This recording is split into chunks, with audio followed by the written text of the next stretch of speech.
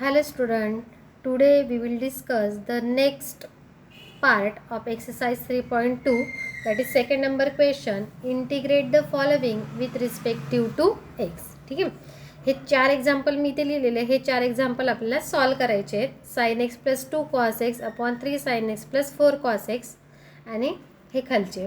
मग आता ह्या टाईपचे जर एक्झाम्पल आलं तर त्याचा स्पेसिफिक एक टाईप आहे. ठीक आहे. मग ह्या टाईपमध्ये जर एक्झाम्पल आले तर त्याचा टाईप पडतो इंटिग्रल ऑफ द टाईप आणि तो टाईप आहे तुमचा integration a sine x plus b cos x upon c sine x plus d cos x d x और किंवा मग integration a e race to x plus c upon a e race to x plus e race to x plus b upon c e race to x plus d into d x. ठीक आहे. मग ह्या टाईपमध्ये जर integration आलं तर याची specific एक मेथड आहे. त्याच मेथडने हे एक्झाम्पल सॉल्व होतात. ठीक आहे. मग टाईप आधी लक्षात घेऊ आपण. टाईप कसा पाहिजे, a sine x plus b cos x upon c sine x plus d cos x. आता ए बी सी डी हे काय तुमचे कॉन्स्टंट आहे. ते कॉन्स्टंट तुमचे काही असू शकतात. प्लस -2 असेल, -3 -5 किंवा प्लस असतील. ठीक आहे.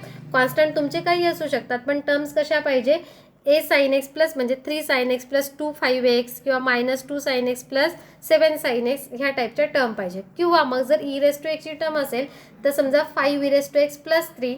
ए बी सी डी हे काय तुमचे कॉन्स्टंट आहेत. मग ह्या टाईपमध्ये जर इंटिग्रेशन आलं, इंटिग्रेशनमध्ये ह्या टाईपचं जर फंक्शन आलं तर याची एक स्पेसिफिक मेथड आहे.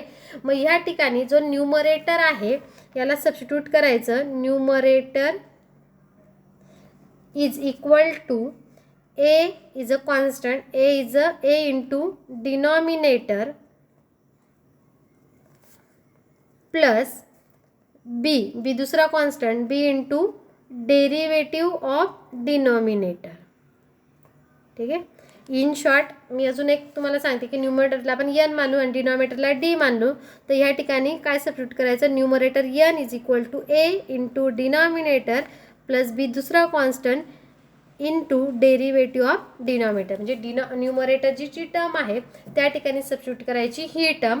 डिनॉमिनेटर तुम्हाला माहिती असेल. न्यूमरेटरच्या ठिकाणी हे जे आहे आपण सबस्टिट्यूट केलेलं आहे हे काय केलं, पुटअप करायचं. मग हा जो ए आणि बी आहे तो काय आहे, कॉन्स्टंट आहेत. मग आधी काय करायचे, हे कॉन्स्टंट फाइंड आउट करायचे. मग हे कॉन्स्टंट कसे फाइंड आउट करायचे, कम्पेअरिंग द कोएफिशियंट. दोघं साईडचे जे कोएफिशियंट आहेत ते काय करायचे, कम्पेअर करायचे. या ए बीच्या व्हॅल्यू पुटअप करायच्या. त्या पुट केल्यानंतर ते इंटिग्रेशन काय करायचं, सॉल्व करायचं. ठीक आहे. कळला टाईप. ह्या टाईपमध्ये जर तुमचं फंक्शन आलं इंटिग्रेशनमध्ये तर त्या ठिकाणी सबस्टिट्यूट करायचं. Numerator is equal to A into denominator plus B into derivative of denominator. या स्पेसिफिक टाईपनेच एक्झाम्पल काय होतात, सॉल्व होतात. आलं लक्षात. मग आता पहिलं एक्झाम्पल बघू आपण. Sign x plus 2 cos x 3 sine x plus 4 cos x. कोणत्या टाईपमध्ये बसतं हे. आता याचा कोएफिशियंट काही नाही, म्हणजे कोएफिशियंट काय असणार आहे, 1 असणार आहे. म्हणजे एची व्हॅल्यू 1, बीची व्हॅल्यू 2, सीची व्हॅल्यू 3 आणि डीची व्हॅल्यू 4. आणि स्पेसिफिक काय तो तुमचा तो टाईप आहे. ठीक आहे. सेकंड जे एक्झाम्पल आहे 1/2 प्लस 3 टॅन एक्स. मग तुम्ही म्हणणार की मॅडम इथे कुठे साइन एक्स कॉस एक्स आहे, ते तर टॅन एक्स आहे.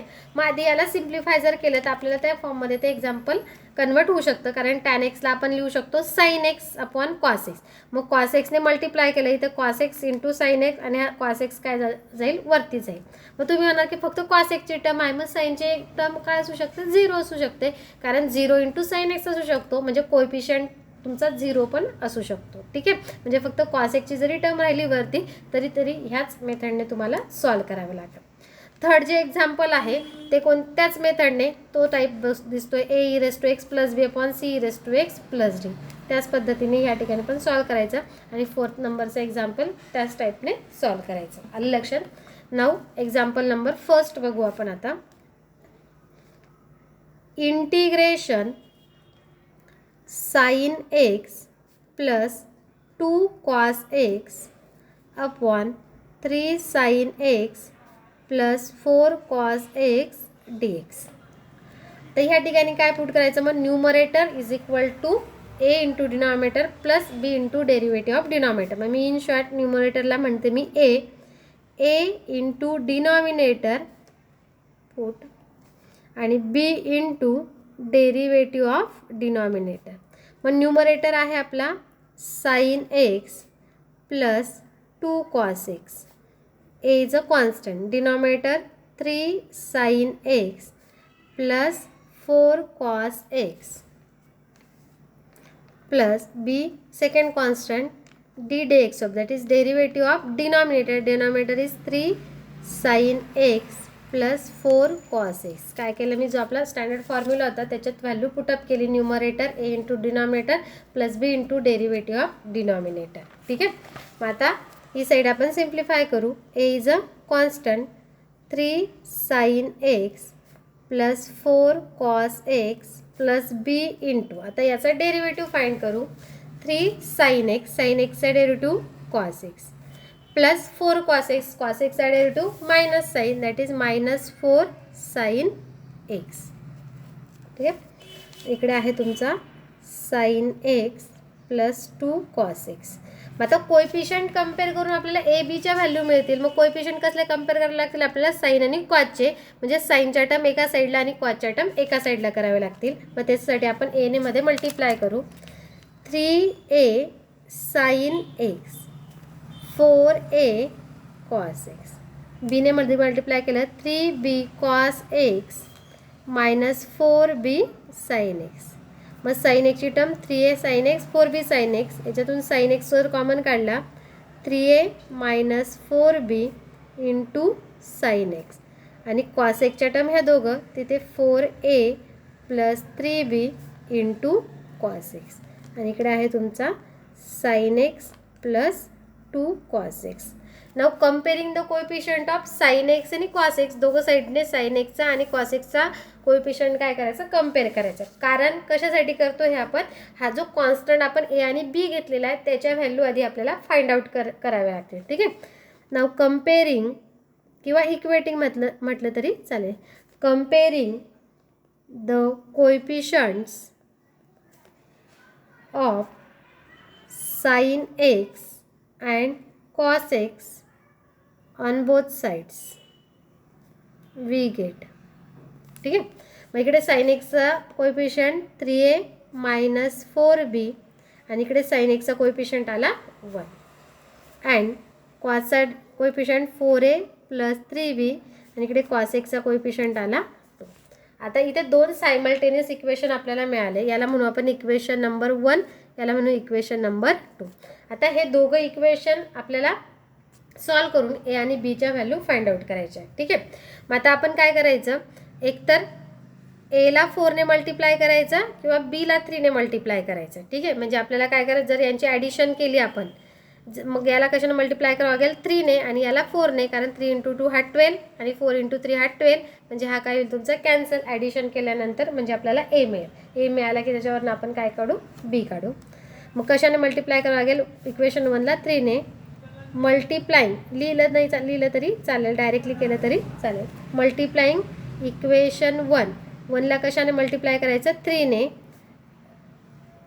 अँड इक्वेशन 2ला कशाने मल्टिप्लाय करायचं, 4ने अँड ॲडिंग आणि त्यांची काय करायची, ॲडिशन करायची.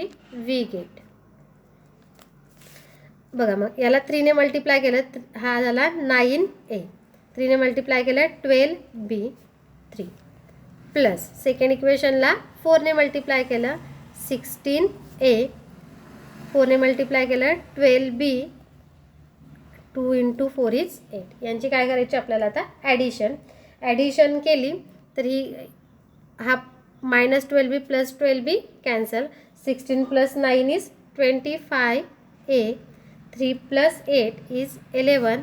देअरफॉर एची व्हॅल्यू मिळाली आपल्याला 11/25. ही मिळाली एची व्हॅल्यू. आता एची व्हॅल्यू पुटअप करायची कोणत्याही एका इक्वेशनमध्ये, म्हणजे आपल्याला मिळेल बी. आपण इक्वेशन 2मध्ये टाकू. इक्वेशन 2 इम्प्लाइज, इक्वेशन 2मध्ये व्हॅल्यू पुटअप करू. इक्वेशन 2 आहे आपलं 4a. एची value 11/25 plus 3b is equal to 2. ठीक आहे. आता हा 3b ह्या साईडला राहू देऊ आपण. 3b 2 मायनस, आता यांचं मल्टिप्लिकेशन केलं तर हा 11 into 44, 44 upon 25, 25 minus 44 that is 25 into 2 is 50, 50 minus 44 is 6, 6 upon 25. परत याला 3ने डिवाइड केलं तर हा येईल तुमचा 55 सॉरी 25, 50 मायनस 46 अपॉन 25. ठीक आहे.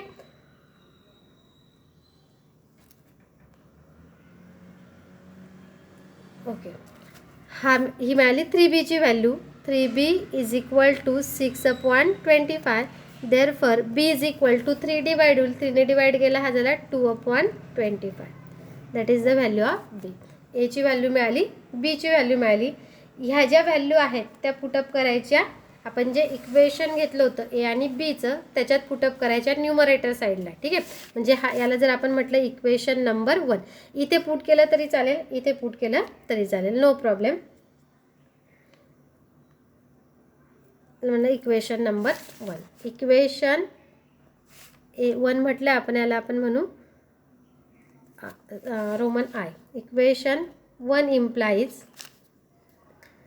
sin x plus 2 cos x is equal to a. ची value 11 upon 25, 3 sin x plus 4 cos x. बीची value 2 upon 25, 3 cos x minus 4 sin x.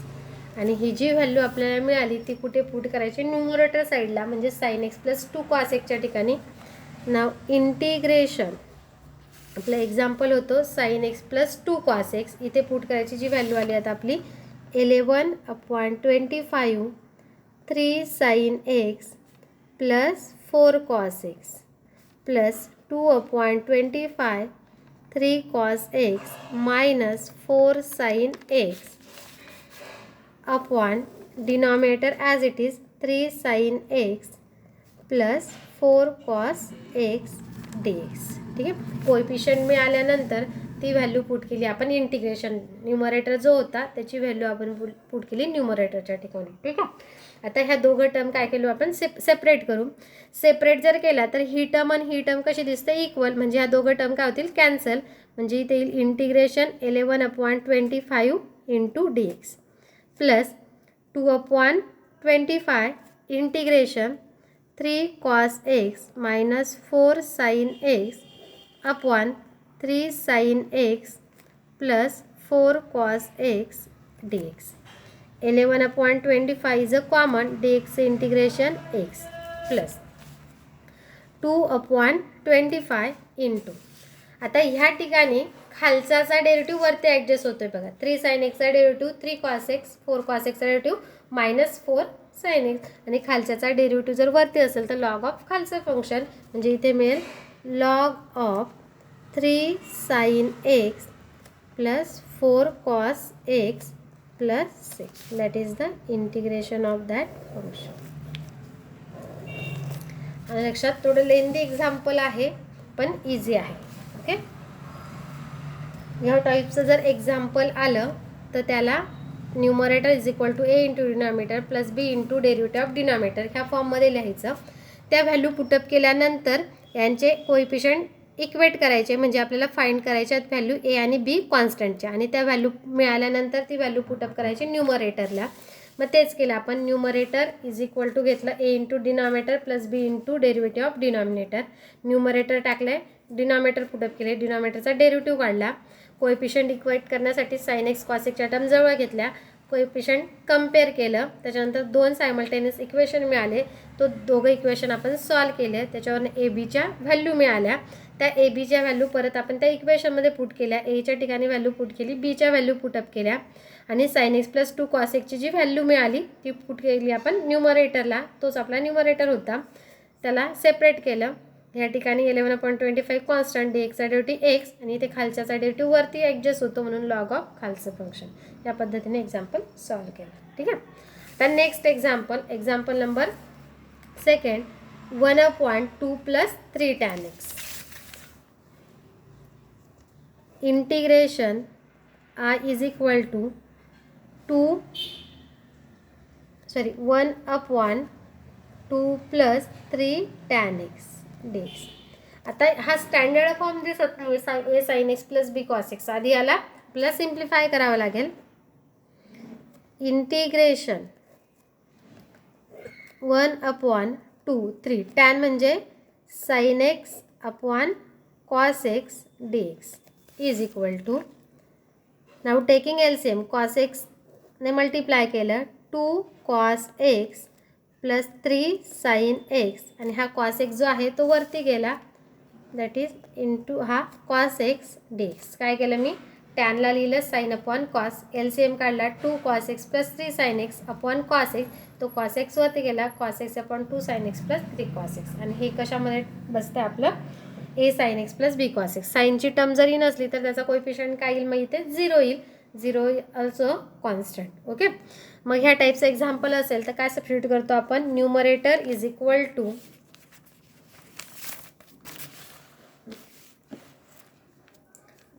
Put numerator is equal to a into denominator plus b into derivative of denominator. Numerator आहे आपला cos x, a denominator आहे आपला 2 cos x plus 3 sin x. Denominator काय आपला 2 cos x plus 3 sin x, 3 sin x plus b derivative of 2 cos x plus 3 sin x. हा a 2 cos x plus 3 sin x plus b into derivative of that 2 cos x चा derivative minus म्हणजे -2 sin x, साईनचा derivative cos, that is 3 cos x. a ने मध्ये multiply केलं 2a cos x, 3a sin x. b ने मध्ये multiply केलं that is हा प्लस मायनस झाला -2b sin x plus 3b cos x. Sine आणि कॉसच्या टर्म जवळ घेऊ आपण. आता साईनची टर्म ही एक आणि ही एक आली, याच्यातून sin x कॉमन काढला तर 3a - 2b sin x आणि कॉसच्या term plus 2a plus 3b into cos x आणि या साईडला आहे आपला cos x. नाव comparing the coefficient of sine आणि कॉस. आता ह्या साईडला साइन नाही आहे म्हणजे त्याचा कोएफिशियंट काय येईल 0. Comparing coefficient of sine x and cos x, we get साईनचा इकडे कोएफिशियंटला 3a - 2b is equal to, इकडे साईनची टर्म नाही आहे म्हणजे त्याचा कोएफिशियंट काय येईल तुमचा 0 अँड या साईडचा 2a प्लस 3b. इकडे कॉसचा कोएफिशियंट होता 2a प्लस 3b आणि इकडे कॉसचा कोएफिशियंट काय आला 1. याला म्हणून इक्वेशन नंबर 1, इक्वेशन नंबर 2. ठीक आहे. आता इक्वेशन 1ला कशाने मल्टिप्लाय करावं लागेल 2 ने आणि याला 3 ने. याला 2 ने मल्टिप्लाय केलं तर हा होईल तुमचा 4. ठीक आहे. आणि इकडे जर मल्टिप्लाय केलं तर हा होईल तुमचा 2b म्हणजे दॅट इज 6b. हा 6b आणि हा 6b आणि त्याची काय करायची ॲडिशन, मायनस प्लस काय होईल तुमचा कॅन्सल. बघा मग इथे जर मल्टिप्लाय केलं आपण, multiplying equation 1 by 3 and equation 2 by 2 we get. 3 ने जर मल्टिप्लाय केलं तर हा येईल तुमचा 9a मायनस 6b हा झाला 0 अँड ॲडिंग 2a याला मल्टिप्लाय केला आपण 2 ने दॅट इज 4a 2ने मल्टिप्लाय केलं तर 6b is equal to 2. -6 + 6b cancel. 9 + 4 is 13a is equal to 2. Therefore a is equal to 2/13. ही मिळाली एची व्हॅल्यू. एची मिळाली. आता एका इक्वेशनला एची व्हॅल्यू का टाकली तर आपल्याला मिळेल बीची व्हॅल्यू. आपण टाकू इक्वेशन नंबर 1मध्ये. इक्वेशन 1 इम्प्लाइज, इक्वेशन 1 आता 3a. एची value 2/13. 2b is equal to 0. 2b तिकडे जाताना प्लस झाला म्हणजे आपण याला लिहू शकतो 2b इज इक्वल टू 6/13. 2 इकडे डिवाइड झाला. Therefore b is equal to, आणि 2ने डिवाइड जर केलं तर 3/13. ही मिळाली आपल्याला बीची व्हॅल्यू. ए बीच्या व्हॅल्यू मिळाल्या. या व्हॅल्यू कुठे पुट करायच्या? इक्वेशन नंबर 1मध्ये. याला आपण म्हणू equation number 1. Equation 1 implies, equation 1मध्ये टाकलं तर ह्या साईडला आहे तुमचं cos x is equal to a. एची व्हॅल्यू मिळाली 2/13 इंटू तुमचा डिनॉमिनेटर होता 2 cos x plus 3 sin x plus बीची व्हॅल्यू 3/13 आणि हा होता -2 sin x plus 3 cos x. Equation 1मध्ये पुटअप केलं आहे आणि हे कुठे टाकायचं? इंटिग्रेशनमध्ये. नाव इंटिग्रेशन. ही व्हॅल्यू cos x म्हणजे काय? तुमचा न्यूमरेटर आहे. न्यूमरेटरच्या ठिकाणी पुट केलं 2/13 cos x plus 3 sin x plus 3/13 -2 sin x plus 3 cos x upon तुमचा डिनॉमिनेटर होता cos x plus 3 sin x into dx. परत ह्या टर्म सेपरेट केल्या. ही टर्म आणि ही टर्म कशी सारखी ती कॅन्सल झाली. That is integration 2/13 dx plus 3/13 -2 sin x plus 3 cos x upon cos x plus 3 sin x dx. दोघं टर्म आपण सेपरेट केल्या. ही सारखी टर्म होती ती कॅन्सल झाली.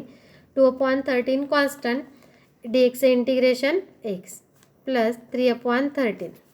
आता इथे खालच्याचा डेरिव्हेटिव्ह वरती दिसतोय. cos x चा डेरिव्हेटिव्ह असतो sin x.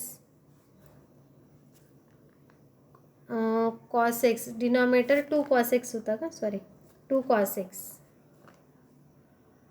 लिहितानाच राहिलं का? तर 2 cos x होता इथे. 2 cos x, इथे पण 2 cos x. Okay. 2 cos x चा derivative minus sin x, 3 sin x चा डेरिव्हेटिव्ह cos x. म्हणजे खालच्याचा डेरिव्हेटिव्ह वरती ॲडजस्ट होत जाईल. तर लॉग ऑफ खालचं function that is 2 cos x plus 3 sin x plus that is the integration of that function. ठीक आहे. म्हणजे ह्या टाईपच्या इंटिग्रेशनमध्ये एक लक्षात आलं असेल की ह्या ठिकाणी ही टर्म कॅन्सल, त्याच्यासाठीच ही सर्व ॲडजस्टमेंट असते. ही टर्म कॅन्सलच होते म्हणजे कॉन्स्टंट इंटू dx मिळतो आपल्याला.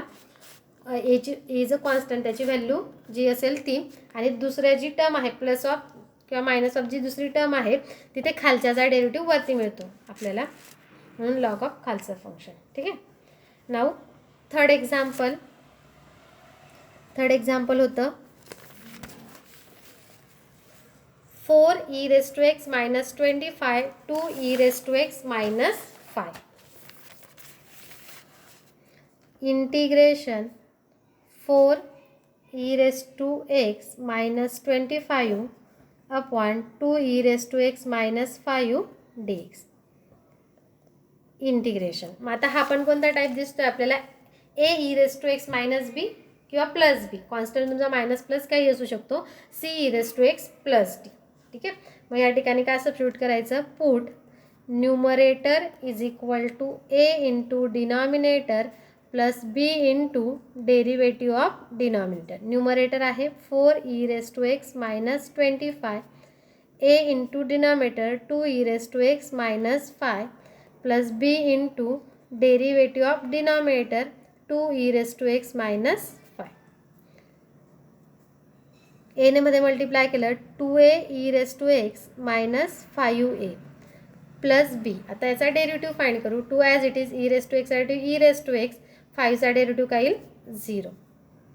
आता ई रेस टू एक्सच्या टर्म आणि कॉन्स्टंट टर्म. आता ई रेस टू एक्सची टर्म ही आणि ही, याच्यामधनं काय कॉमन निघेल तुमचा e race to x, that is 2a plus 2b e race to x minus 5a, आणि ह्या साईडला आहे 4 e race to x minus 25. Now comparing the coefficient. हे जे चाललं आहे ते कसली व्हॅल्यू फाइंड करण्यासाठी चाललं आहे, ए आणि बीच्या. Comparing the coefficient of e race to x आणि कॉन्स्टंट, म्हणजे आपल्याला काय मिळेल, ए आणि बीच्या व्हॅल्यू मिळतील. कम्पेरिंग किंवा equating, comparing the coefficients of e race to x and constant. कारण पहिली टर्म ई रेस टू एक्सची, दुसरी काय आहे कॉन्स्टंटची. On both side we get e race to एक्सचा coefficient 2a plus 2b is equal to, या साईडला ई रेस टू एक्सचा कोएफिशियंट इज 4. ठीक आहे, इक्वेशन नंबर 1. आणि कॉन्स्टंट इज मायनस 5a आणि इकडे आला minus 25. Therefore a is equal to minus 25 upon minus 5, therefore 5. म्हणजे a ची व्हॅल्यू काय मिळाली आपल्याला 5. a इज इक्वल टू मिळाला 5.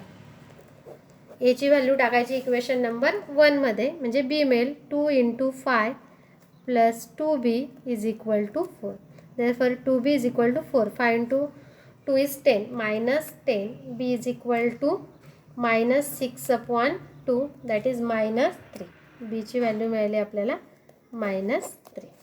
ए आणि बीच्या व्हॅल्यू मिळाल्या त्या टाकायच्या इक्वेशन नंबर 1 मध्ये. हा इक्वेशन नंबर तुमचा 1 आला.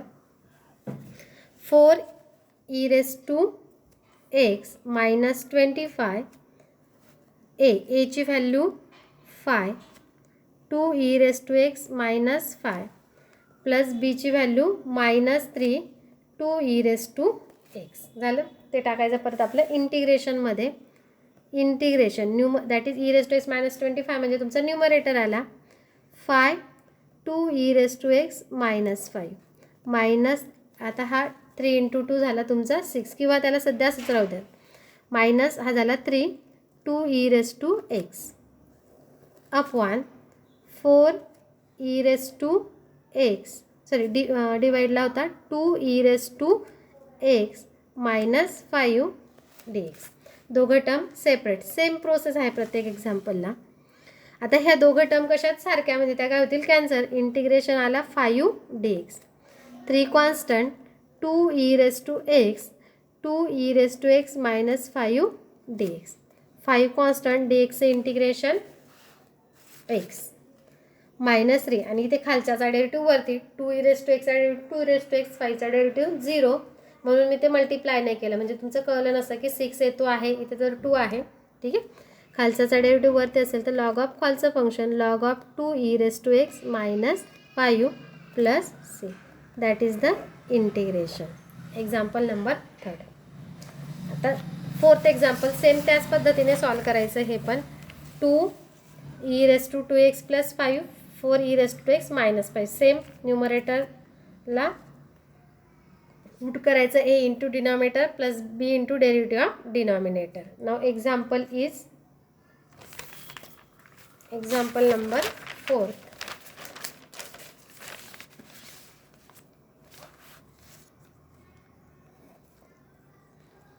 I is equal to integration, example is 3 e raised to 2x plus 5 and denominator होता 4 e raised to 2x minus 5 dx. Okay, put numerator is equal to a into denominator plus b into derivative of denominator. Numerator is 3 e raised to 2x plus 5, a into denominator 4 e raised to 2x minus 5, b into derivative of 4 e raised to 2x minus 5. 4 e raised to यामध्ये multiply केलं, ठीक आहे, plus B derivative 4 as it is e race to 2x derivative e race to 2x, परत 2xचा derivative आला तुमचा 2 minus 5चा derivative 0, 4a e raised to 2x minus 5a, 4 into 2 is 8, that is plus 8b e raised to 2x. e raised to 2x term 4a plus 8b e race to 2x आणि constant term 5 आहे. 2x plus 5. Okay. Now comparing the coefficient e raise to x and constant. ई raise to x चा coefficient 4a plus 8b is equal to, आता इकडे E race to एक्सचा जो coefficient plus 5 येते, sorry, 4a plus 8b याचा coefficient काय आहे तुमचा 3. इथे आला तुमचा हा 3. अँड कॉन्स्टंट टर्म आहे इकडे -5 आहे आणि इकडची कॉन्स्टंट टर्म प्लस आहे. Therefore a is equal to काय मिळेल आपल्याला -1. a ची व्हॅल्यू टाकायची ह्या इक्वेशनमध्ये. 4 × -1 plus 8b is equal to 3. Therefore 8b is equal to -4 तिकडे जाताना +4, that is 7 + 4 is 3 + 4 is 7. Therefore b is equal to 7/8. A बीच्या व्हॅल्यू मिळाल्या तर न्यूमरेटरला टाकू आपण.